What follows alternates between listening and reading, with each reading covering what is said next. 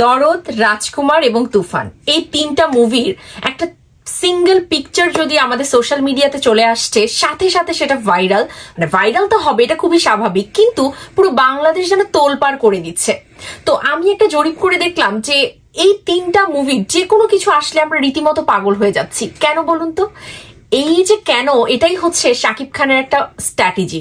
তিনি যে তার স্টারডামটা ধরে রেখেছেন কিভাবে, এবং তিনি কোনো বাক্য ছাড়াই, মানে এই একটা মাত্র আমি বলবো হিরো, প্রথম আমি জাস্ট হিরো তাকে বলি, যে তিনি আসলে কিভাবে নিজেকে অনন্য উচ্চতায় নিয়ে গেছেন, এবং তিনি কি করে বছরের পর বছর ধরে এই যে নিজের স্টারডামটাকে শানিত করছেন, আরো নিজেকে আরো একের পর এক নিজেকে বিট করছেন। এটা কিন্তু একটা বিশাল, আমি বলবো যে একটা গবেষণার বিষয়, আসলেই গবেষণার বিষয়।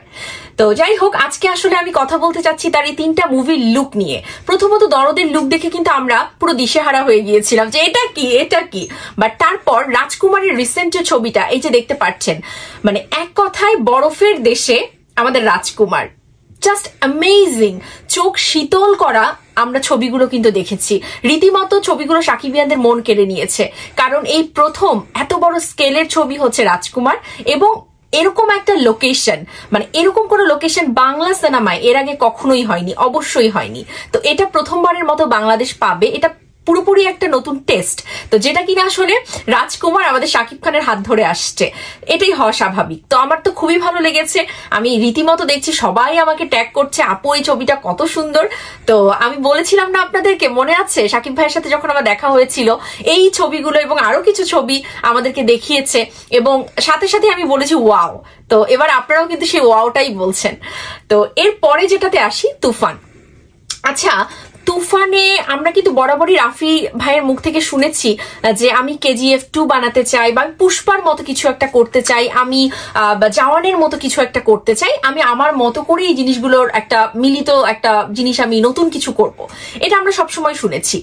তো আমি না আপনাদেরকে একটু হিন্টস দেই যে, বাট এটাও বলে রাখি যে তুফানের নেক্সট যে পোস্টার বলুন বা ছবি বলুন যেটা আসবে, পুরো বাংলাদেশকে জাস্ট কাঁপিয়ে দেবে। জাস্ট এখন পর্যন্ত আপনারা কতটুকু কেঁপেছেন, কতটুকু আপনারা আসলে মোহিত হয়ে গেছেন আমি জানি না, আন্দাজ করতে পারছি না। তবে এবারের তুফানের নেক্সট কোনো পোস্টার বা ছবি আসলে কি যে লেগে যাবে, কি যে হবে, জাস্ট আপনারা আইডিয়াও করতে পারছেন না।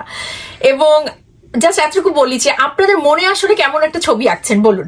তুফানের ইতোমধ্যে আমরা অনেক রকম ছবি দেখেছি, দুটো মনে হয় আমরা দেখেছি, মোটামুটি একটা আঁচ আপনারা হয়তো করেছেন, কিন্তু আবারও বলছি, আপনাদের আঁচের, আপনাদের মনের যে একটা ছবি দৃশ্যপট, সেটার সম্পূর্ণ বাইরে গিয়ে আউট অফ দ্য বক্স কিছু হতে যাচ্ছে, আমি বলছি আপনাদের। তো আমি না আজকে সাকিবিয়ানদেরকে জানাতে চাই যে আপনারা একটু কমেন্টে বলবেন যে যদি হুট করে আপনারা এরকম একটা লুক দেখেন, যেটা দেখে আপনারা ভাবছেন আচ্ছা এটা কি KGF এর ইয়াশ, নাকি পুষ্পার পুষ্পা, নাকি জওয়ানের শাহরুখ, মানে কে এটা কে?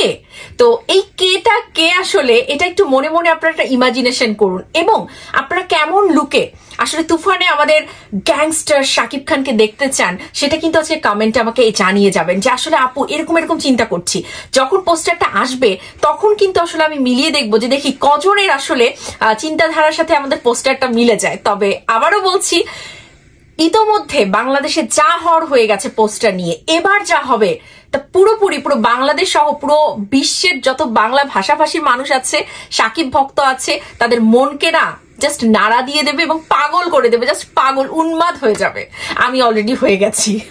তো যাই হোক, আশা করি ভিডিওটি ভালো লেগেছে, এবং অবশ্যই জানিয়ে যাবেন মনে গ্যাংস্টারের কোন ছবিটি আপনি এঁকেছেন। একদম আউট অফ দ্য বক্স কিন্তু চিন্তা করতে হবে। Thank you.